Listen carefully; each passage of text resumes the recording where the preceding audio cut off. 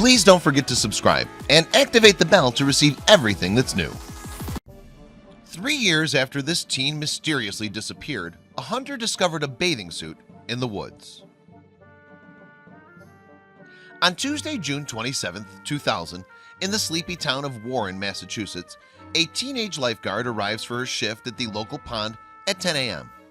Then just 20 minutes later, a mother arrives with her kids for a swim to find the lifeguard's post deserted. For 3 years, the disappearance of Molly Bish will remain a complete mystery, until one man makes a strange discovery in some woods.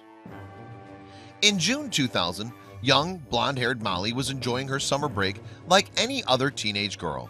Having attended prom and finished her junior year, the committed athlete had taken a job at Comins Pond, a local swimming destination just south of the center of town.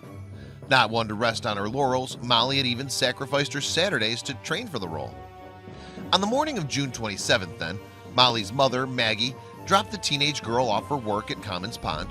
According to Maggie, Molly had told her that she loved her and then set off through an empty parking lot to begin her day.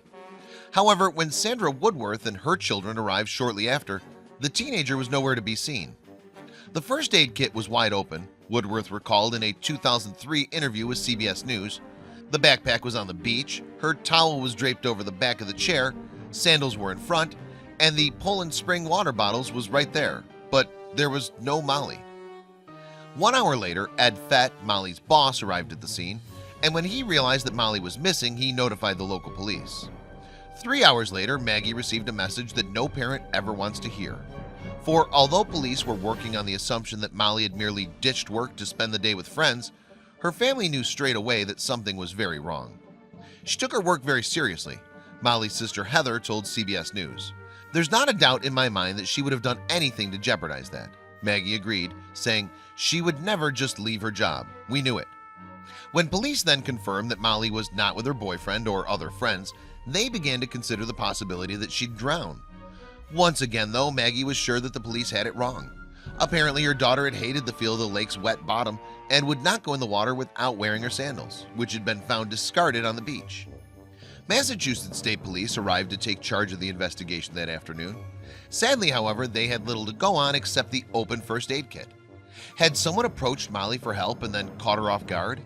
Despite their lack of leads, the state police launched an extensive search. Indeed, it was to become the biggest hunt for a missing person that Massachusetts had ever seen. However, even as volunteers combed the area around Comins Pond, Maggie had her own suspicions about her daughter's fate.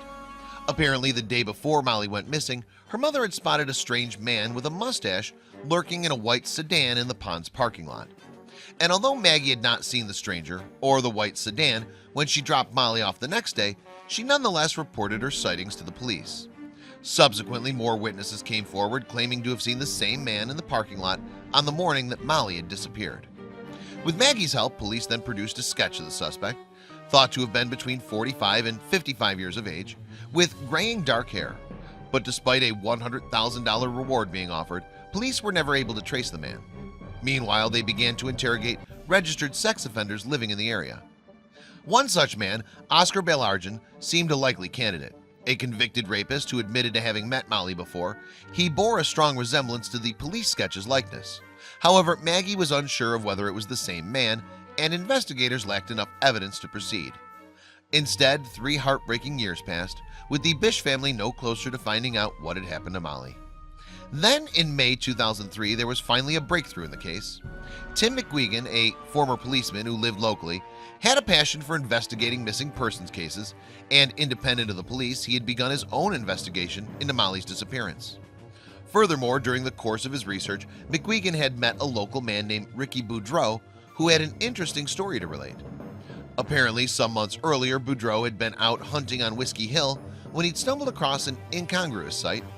A torn blue bathing suit had been abandoned in the woods there, some 5 miles from Comins Pond. So while Boudreau had forgotten all about the strange discovery, the encounter with the investigating Mcguigan reminded him. Together then, the two men went to the spot on Whiskey Hill and retrieved the bathing suit. Moreover, soon searchers were intensively scouring the area, and a week later they made the sad discovery of a human arm bone. The coming days saw more bones recovered, and on June 9, 2003, police confirmed that the remains belonged to Molly Bish. For a grieving family, their daughter had come home at last in the grimmest of circumstances. Still, the Bishes remained determined to find out what happened to Molly and finally bring the perpetrator to justice. As the investigation then continued, Molly's death became intrinsically linked to the previous abduction and murder of another young blonde girl. On August 5, 1993, 10-year-old Holly Pyrenean had disappeared from her home in Sturbridge, some 10 miles away from Warren. Then, a little more than 2 months later, her remains were uncovered in nearby woods. Could the same man have been responsible for both crimes? Police certainly believed that it was a distinct possibility, and in 2009 they questioned Florida resident Rodney Stanger in connection with the cases. At the time of both murders, he had lived only a few miles from Warren. Stanger had also driven a car similar to the one spotted near Comins Road, and he matched Maggie's description of the mysterious man. However, he has yet to face any charges. Then in 2011, another suspect was named.